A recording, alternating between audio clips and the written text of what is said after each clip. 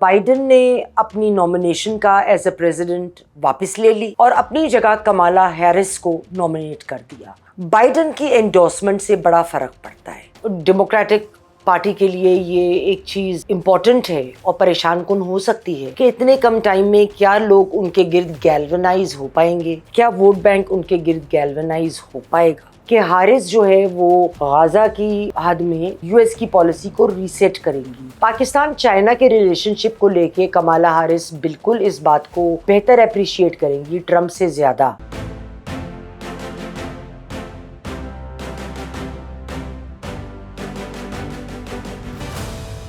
خواتین و حضرات السلام علیکم،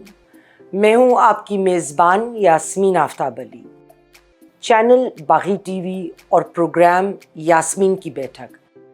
پچھلے ہفتے ہم نے ٹرمپ کو لے کے ایک پروگرام کیا تھا کہ ان کی واپسی ایز اے پریزیڈنٹ لگ بھگ طے لگتی ہے، لیکن اس کے فوری ہی بعد بائیڈن نے اپنی نامینیشن کا ایز اے پریزیڈنٹ واپس لے لی اور اپنی جگہ کمالا ہیرس کو نامینیٹ کر دیا۔ گو کہ ایک الیکشنز کے اتنے قریب آ کے ایسا کوئی قدم اٹھانا بڑا انپریسیڈنٹڈ ہے، لیکن جون میں جب بائیڈن کی اور فارمر پریزیڈنٹ ٹرمپ کی ایک ڈیبیٹ ہوئی تھی پریزیڈنشل، تو اس میں بائیڈن نے بڑا پورلی پرفارم کیا تھا اور وہ یہ بڑا واضح تھا کہ اگر انہوں نے پریزیڈنٹ کا الیکشن لڑا تو ٹرمپ کی واپسی لگ بھگ طے ہے۔ جو نومنی ڈیموکریٹک نیشنل کنونشن شکاگو میں چوز کیا جائے گا، جس میں 4000 سے زائد ایجنٹس شامل ہوتے ہیں، لیکن بے شک اس چینج کے ساتھ ایک رسک تو ہے، مگر اس کے ساتھ ساتھ ڈیموکریٹک جو ووٹرز ہیں they were not looking forward کہ بائیڈن اس وقت ایک صحیح چوائس ہے، اور ذہنی طور پہ یا مورلی وہ پہلے ہی ہار مانے بیٹھے تھے۔ بائیڈن کی انڈورسمنٹ سے بڑا فرق پڑتا ہے، کیونکہ اس کی وجہ سے جو ان کے جو فائنینشیل بیکرز تھے ان کو بھی انہوں نے کہا کہ آپ کمالا ہیرس کو ووٹ دیں، اور بہت سارے ڈیموکریٹک لیڈرز نے یہ اناؤنسمنٹ آتے ہی کہ کمالا الیکشن لڑیں گی ان کو انڈورس کر دیا ہے۔ ڈیموکریٹک جو رولز ہیں ڈیموکریٹک نیشنل کمیٹی کے، وہ یہ ہوتے ہیں کہ ڈیلیگیٹس کو ایک نئی پارٹی نومنی کو پروپوز کرنا ہوتا ہے، اس میں 300 لوگوں کے ان کو سگنیچرز چاہیے ممبرز کے، اور اس کے بعد جو کینڈیڈیٹ ہے اس کا بھی سگنیچر چاہیے۔ مگر لگتا ایسے ہے جیسے پارٹی جو ہے وہ ایک نیا کینڈیڈیٹ نہیں لے گی،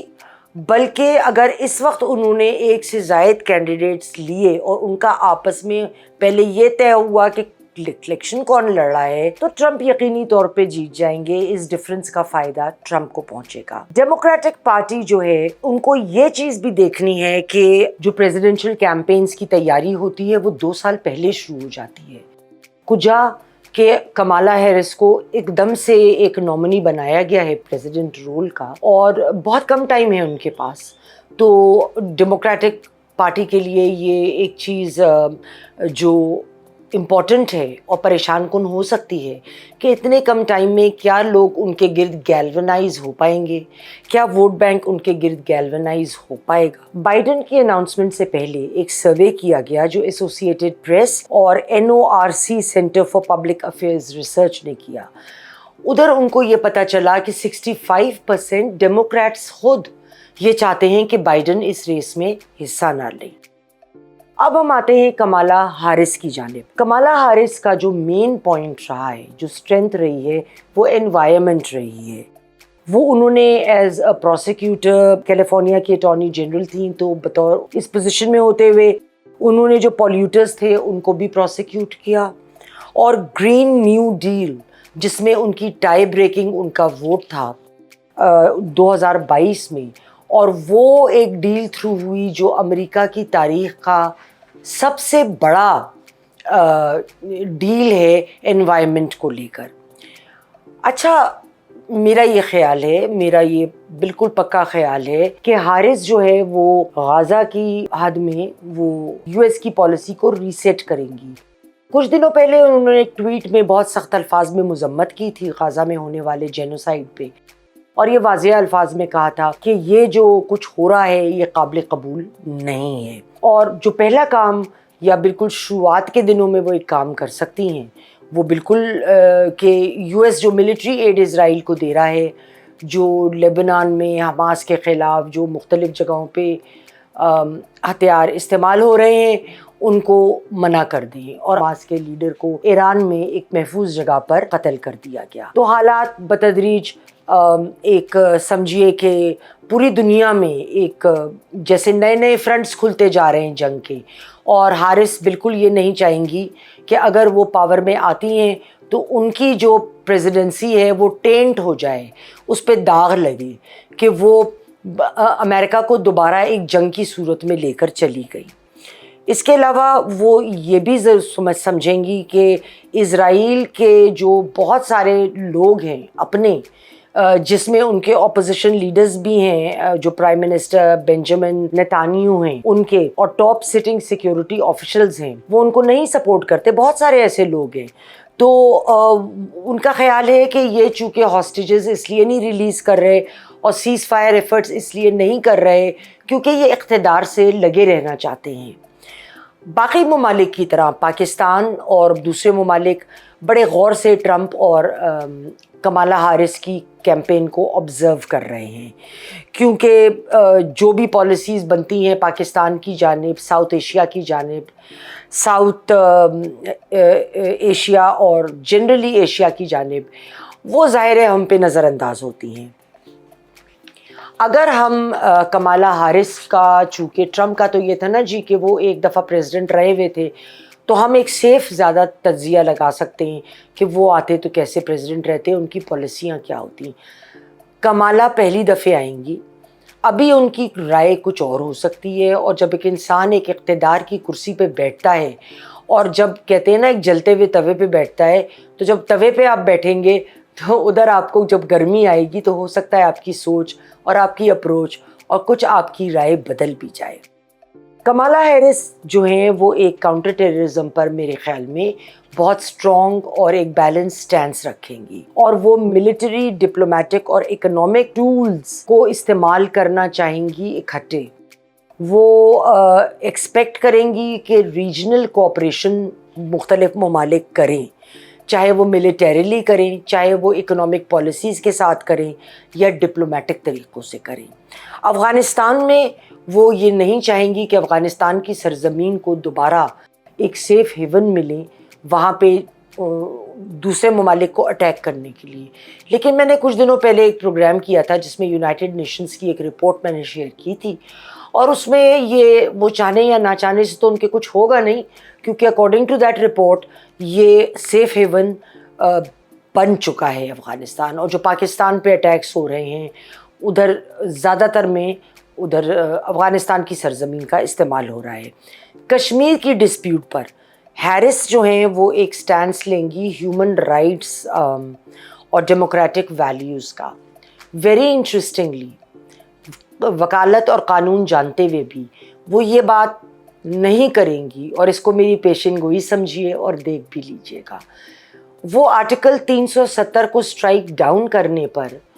کشمیری لوگوں کا حق مارنے پر بالکل کوئی بات نہیں کرنے والی، کیونکہ آفٹر آل ایلائز جو ہیں وہ انڈیا اور یو ایس ہیں۔ دوسری بات، کمالا ہیرس کی والدہ انڈیا سے ہیں، لیکن ماسوائے ایک وقت کے جب نریندر مودی امریکہ آئے تھے، اور اس وقت کمالا ہیرس نے بڑے وارملی اپنی والدہ کے میموریز کا اور ان جگہوں کا ذکر کیا انڈیا کی۔ وہ جنرلی ان کا جھکاؤ اپنے جمیکن فادر کی روٹس پہ زیادہ رہا ہے،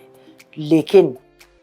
چونکہ اس کو آپ تھوڑا بہت جذباتی لگاؤ کہہ لیں اور زیادہ تر امریکن انٹرسٹ، کہ وہ آرٹیکل 370 کو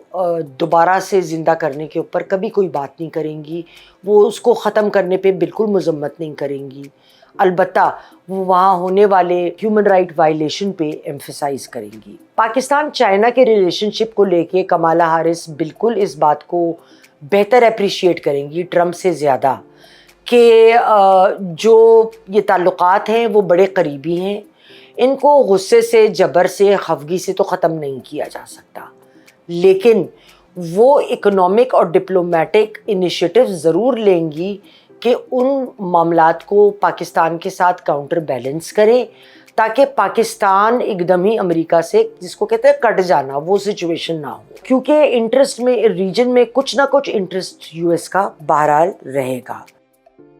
جہاں تک حارث کا تعلق ہے, انڈیا سے ان کے تعلقات اچھے ضرور رہیں گے, لیکن وہ ہر معاملے میں ڈیموکریٹک نارمز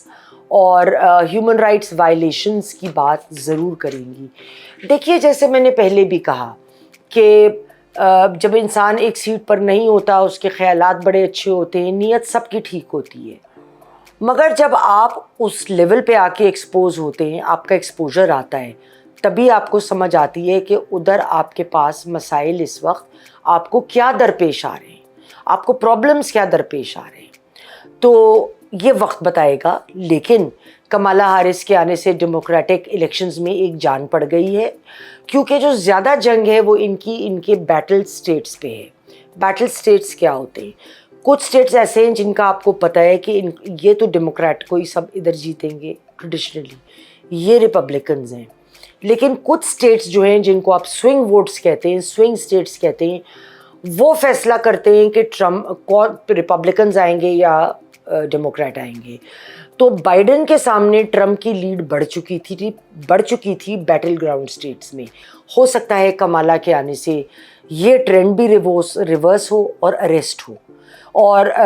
کم از کم کمالا ہارس کے ہونے سے she has given the democratic party a fighting chance to win the White House again.